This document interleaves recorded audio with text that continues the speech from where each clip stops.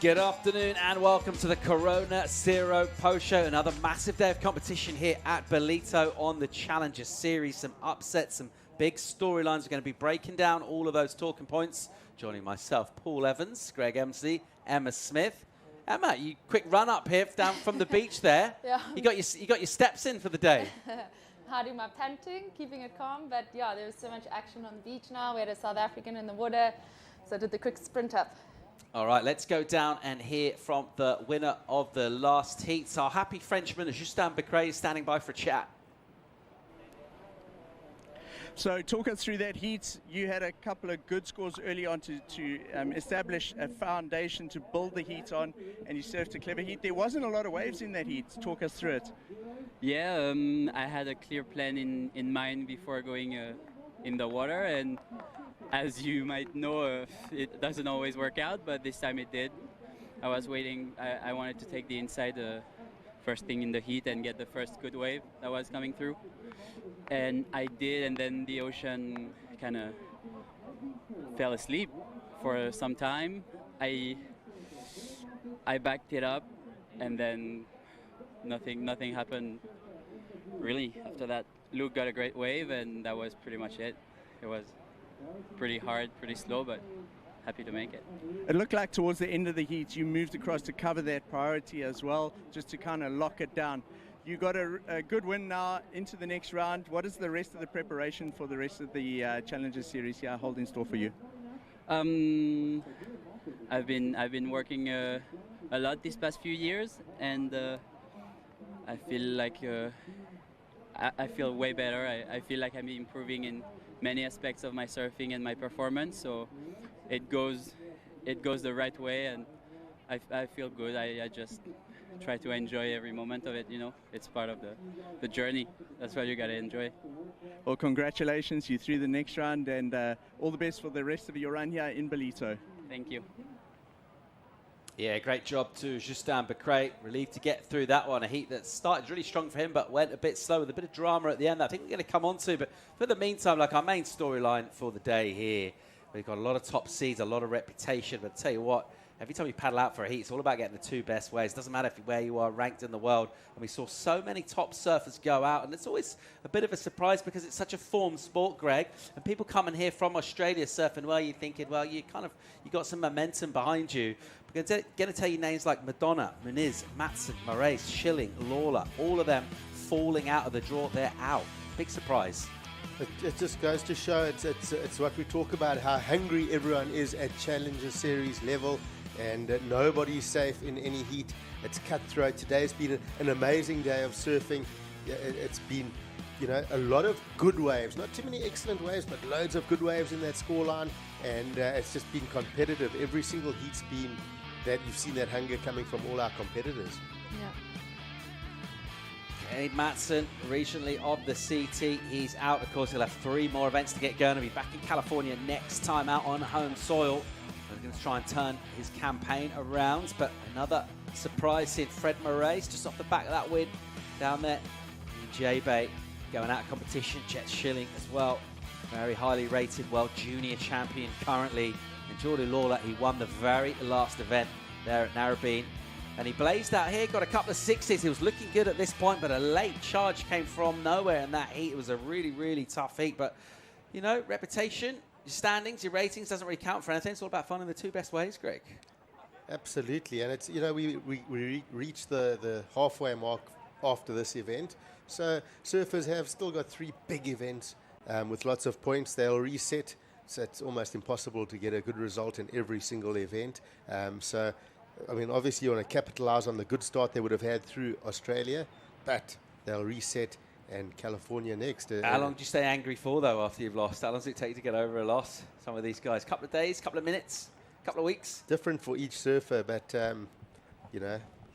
grab a Corona and make it better. Old school, I like it. All right, well, some of those upside down smiles, they turned into more conventional smiles with performances from some of our contenders. Obviously, on day 2 of competition, you can't win the event, but you can put your hand up with statement performances, and if you're getting 7s or even 8s, massive numbers, that's going to feel really good. Surfers like Emrod with just so much spark and extra flow, and he felt like he looked like he had a bit of an extra gear today, this guy. Oh, just Emrod was so clean, but this heat was just exceptionally good. Nolan was on point. It's the most thorough I've seen Nolan surfing in a heat. He's always had the one big maneuver, sometimes doesn't complete the second. Today he was just putting those combos together wave after wave, and Emrod was getting like 3-turn combos. We saw this one, and gets a little air to finish as well, the air rotation, just for a well put together clean surfing. Yeah, brilliant heat this one was to watch. Carlos Munoz got himself back into this with this kind of surfing, got himself a good number with that, but it was just that one significant score from him. And well, we talked about the talent and sort of how high the level is here, and we're going to see heavy hitters go down. That's kind of what we expect. That's sort of par for the course here on the Challenger Series with surfers, Emma, that have recently come from the CT, and maybe some of those sort of surfers thinking that, you know, I might get this go my way. We talk about that young generation coming through as well, and almost a bit of a feeding frenzy, particularly when we got 4 surfers out in the water. Yeah, definitely. I was actually thinking earlier there was quite a solid mix of, you know, the veterans, Wilto surfers getting knocked out, but then also some of the younger guys who have really been pushing those limits. And seeing everyone compete in good waves really starts to push the bar. So I think people, you know, were making heats because there was an excellent ride in that.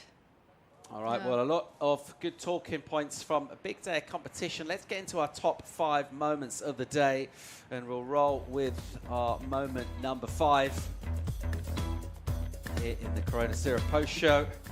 And this was Smorgs Cibilic. Put on a solid performance here, talking about surfers coming from the CT a couple of years ago. He did those laps and got himself into the final 5. Blew it up this morning, Greg. Oh, Morgan's on form, and you know, you've seen him battle through events. So since you talk about being in the top 5, he's such a good surfer. I'm so stoked to see the form he's on for this event. Hiroto, Ohhara, Emma, we had him in the studio. He was good value, and he looks super sharp out there. Yeah, he does, and he was frothing, and yeah, I just liked his approach to it. He kind of said after his heat, you're never safe. You got to just keep getting or building on scores because everyone's good. All right, how about this guy, the veteran Nat Young, just power hammering it here, and just went huge into the excellent range. Absolutely unstoppable. We've been talking about his backhand for years. It doesn't show any signs, Greg, of slowing down. It's so epic and good to see. And we talk about the guys not having a good run in the top 10. Well, he had a bit of bad luck possibly in Australia. Now the luck's turning for him. All right, Pupo Bros surfed one heat after another. Was Samuel with a fresh hairdo who went well in his heat and sort of set the tone for the bros, and then Miguel, Emma, blew up with stuff like this. Yeah, he blew up, and it's always exciting when the brothers make the heat. I know they had quite a dramatic cut heat before this, so yeah, good surfing from both of them. And then we talked about different ways of getting scores here. Levi Slawson going to the air and doing it so well. The judges loved his approach, and this is exciting for our crowd on the beach to watch. Epic, and he's one of those names that come through with the young blood, and we've been speaking about it the whole week. There's a crew of youngsters that are just so good and have great styles as well, and pull those airs stylishly. I'm loving the young blood coming through. Well, just watching through these highlights from the day, I guess one of the takeaways, it was so glassy and clean and smooth, and it stayed like that throughout the afternoon, which isn't something that we might always get here. Should we see what's in store for us over the next couple of days? We've got the Surfline forecast. And it's staying pretty true to form, and the fact that we're expecting a little extra kick up. We're not talking about it getting huge, but we're getting a little extra energy come through. This is how things are lining up. Yeah, if you look at those couple of fronts moving down the south of South Africa, there's a lot going on. There's a couple of systems, and I think this is going to just, you know, even between the days that look a little bit lully in between the weekend when we're going to see a big push, I think there's enough pushing behind that to see like days like tomorrow and possibly Friday showing some decent surf, especially early on when the winds are light. That's what we're looking at over the next few days. So some quality waves out in the water, and I just think this is sort of perfect conditions for these surfers on the Challenger Series to really blow up and kind of show us what they can do. It's going to be really, really interesting for a strong finish here and see. We're going to be midway point when we wrap this one up, and we'll have a sort of a picture over who's going to be heading to the Championship Tour. Of course, a lot of surfing yet to come before we get there, but great when we got good waves coming in the water. So tomorrow we're expecting sort of similar kind of stuff for today. Is that what we're thinking? Every day we've been pleasantly surprised. So tomorrow I'm expecting we're going to see waves still pouring through here and lots of opportunities again. It's going to be waves. So should we come back tomorrow and do it again? Yeah, what do you guys got lined up for tomorrow? Yeah, I can clear my schedule. Shall we say maybe a 7 o'clock call for 7:30 start? Yes. Well, I say Thank you.